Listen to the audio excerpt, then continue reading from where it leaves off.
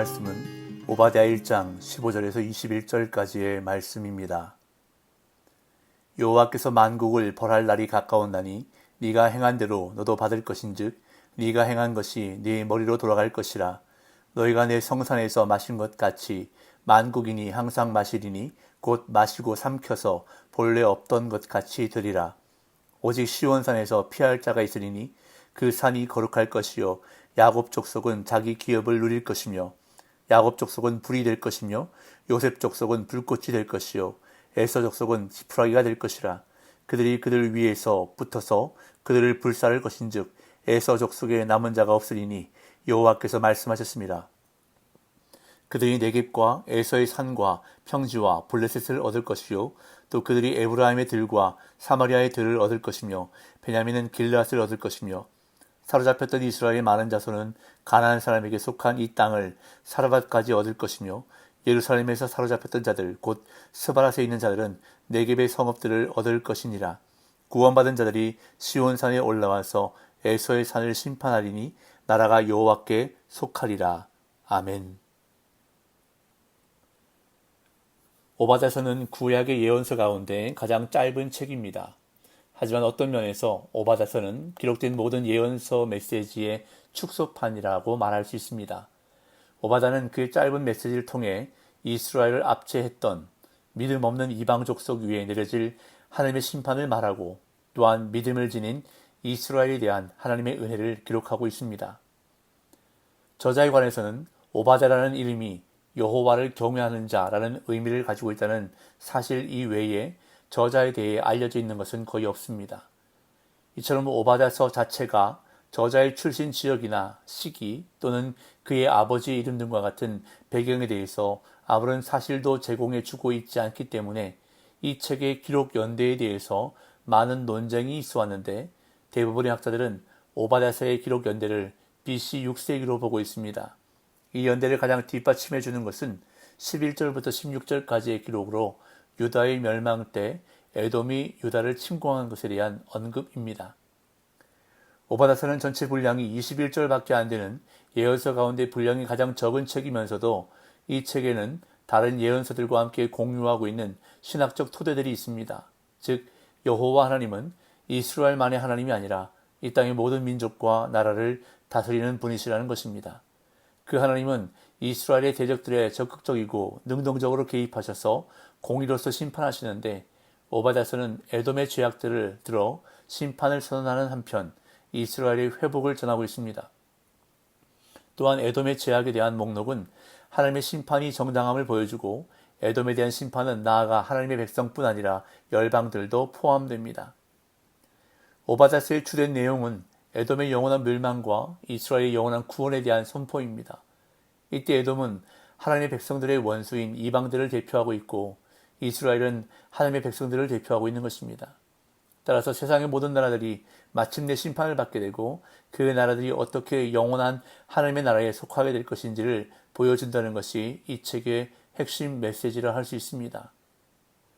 오바댜서의 전체적인 궤관에 대해서는 이 정도로 하고 이제 본문을 살펴보도록 하겠습니다. BC 587년에 예루살렘이 바벨론에 의해 함락당하고 사람들이 도망갈 때 에돔은 이스라엘을 돕기는커녕 오히려 방관하고 탈취했습니다. 에돔의 조상은 야곱의 형 에서이기에 이스라엘과 에돔은 형제 민족으로 서로 존중하고 돌봐야 했습니다. 그래서 하나님은 이스라엘이 가나안 땅에 들어가기 전에 에돔과 호의적으로 잘 살라고 신명기에서 미리 권고하셨습니다. 그러나 에돔은 번번이 이스라엘을 괴롭혀왔습니다. 유다는 왕국 말기에 에돔과 함께 반바벨론 동맹을 맺었습니다. 그러나 바벨론이 유다를 칠 때 에돔은 동맹을 저버리고 오히려 유다를 학대했습니다. 또한 에돔은 유다의 마지막 왕 시드기야가 아라바로 도망했을 때 그가 체포되도록 방관하거나 바벨론에 협조했던 것으로 보입니다. 그리고 도망치는 유다 백성을 보호해주지 않고 오히려 약탈했으며 심지어는 바벨론에 넘겨주고 유다 땅 일부를 차지했던 것으로 보입니다. 이러한 에돔의 배신과 포악으로 하나님의 백성은 끔찍한 고초를 겪었지만 주의 날이 오면 에돔은 보응을 받게 될 것임을 오늘 본문은 말씀합니다. 하나님의 공의가 이루어질 것이고 결국에는 이스라엘 백성이 구원과 승리를 누리게 되며 땅과 옛 영광도 회복할 것이라 말씀합니다. 오늘 보면 15절입니다. 여호와께서 만국을 벌할 날이 가까웠나니 네가 행한 대로 너도 받을 것인즉 네가 행한 것이 네 머리로 돌아갈 것이라. 여호와께서 에돔을 멸하실 날이 가까웠는데 그날은 에돔만 벌하시는 날이 아니라 여호와께서 만국을 벌하시는 보편적인 심판의 날이 될 것입니다. 하나님은 어느 한 민족을 특별히 싫어하셔서 벌을 내리시는 분이 아니라 어느 민족이든 그 죄악이 넘치면 하나님은 심판하실 수밖에 없기 때문입니다. 그래서 북이스라엘과 남유다도 죄악 때문에 하나님의 심판을 받았습니다. 이와 같이 하나님의 백성도 이방 민족도 다 하나님의 공의로운 심판을 받는다는 보편적인 심판의 경고는 오바댜의 예언 성격을 규정해주고 있습니다. 하나님께 선택받은 민족과 그렇지 못한 민족의 차별화가 아니라 네가 행한 대로 너도 받을 것인즉 네가 행한 것이 네 머리로 돌아갈 것이라 라는 공의로운 심판이 오바댜 예언의 진정한 핵심이고 메시지입니다. 하나님은 에돔의 행실대로 그 나라를 심판하실 것인데 열방과 에돔이 하나님의 거룩한 산을 침략했던 대가를 치르게 될 것이라고 선언하십니다. 16절 너희가 내 성산에서 마신 것 같이 만국인이 항상 마시리니 곧 마시고 삼켜서 본래 없던 것 같이 되리라. 하나님은 세 번의 마시다라는 단어를 사용하셔서 심판을 선언하십니다. 에돔을 포함한 예루살렘을 노력했던 모든 나라는 그 자리에서 술을 마시고 흥청망청 즐겼을 것입니다. 이에 하나님은 그들이 과거에 하나님의 성산인 예루살렘에서 술을 마셨듯이 장차 심판의 잔을 항상 마시고 또한 자기 자신을 마시고 삼켜서 없어지리라고 선언하십니다. 이와 같이 에돔과 다른 나라들은 장차 하나님께 심판받아 멸망할 것이지만 이와 대조적으로 시온에는 구원의 역사가 펼쳐지게 될 것이라고 말씀하십니다.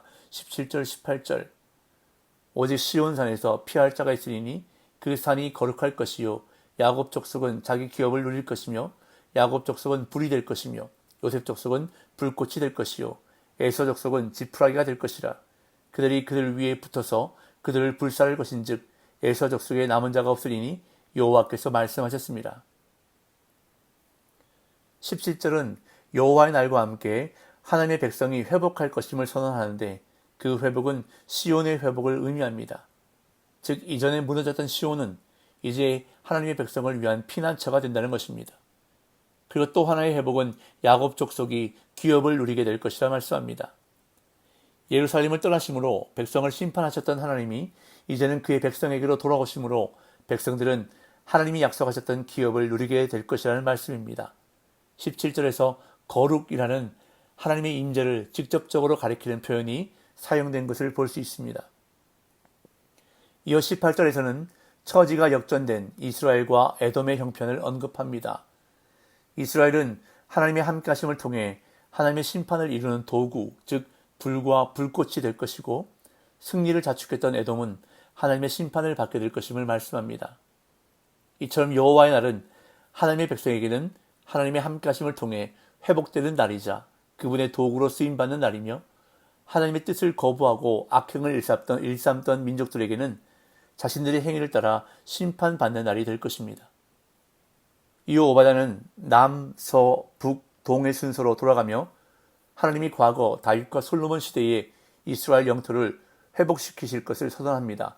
19절에서 21절 그들이 네겝과 에서의 산과 평지와 블레셋을 얻을 것이요 또 그들이 에브라임의 들과 사마리아의 들을 얻을 것이며 베냐민은 길앗을 얻을 것이며 사로잡혔던 이스라엘의 많은 자손은 가나안 사람에게 속한 이 땅을 사르밧까지 얻을 것이며 예루살렘에서 사로잡혔던 자들 곧 스바라스에 있는 자들은 네겝의 성읍들을 얻을 것이니라.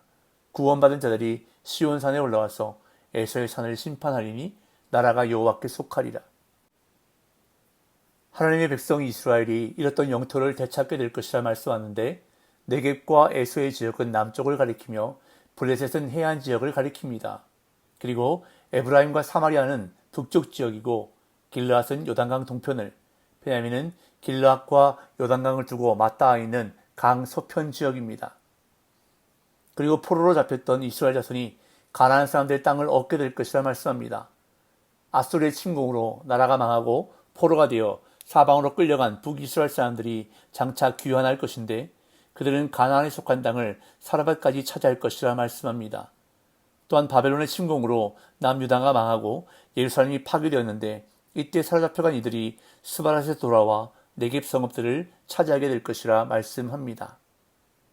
그리하여 여호와의 날에 이루어질 시온의 회복에 대해 21절은 선언하는데 시온은 구원자들이 다시 모이는 장소가 될 것이며 시온으로 모인 구원자들은 에서를 심판할 것이라 말씀합니다. 나라가 여호와께 속하리라 하는 선언은 세상에 대한 통치권이 여호와께 있다는 사실과 함께 여호와의 날이 궁극적으로 온 세상에 대한 여호와의 주권을 각인시키는 날임을 말씀해 주고 있습니다. 끝날 때까지 끝난 것이 아니다라는 말이 있습니다.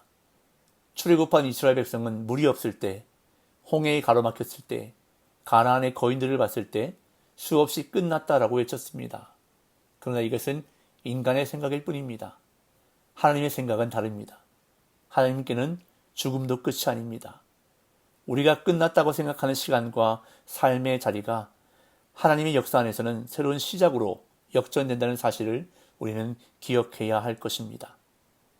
오늘도 상황과 환경을 바라보지 말고 하나님의 약속을 믿는 신앙을 가지고 끝까지 최선을 다해 달려가는 저와 여러분들 삶 되시기를 예수님의 이름으로 축복합니다.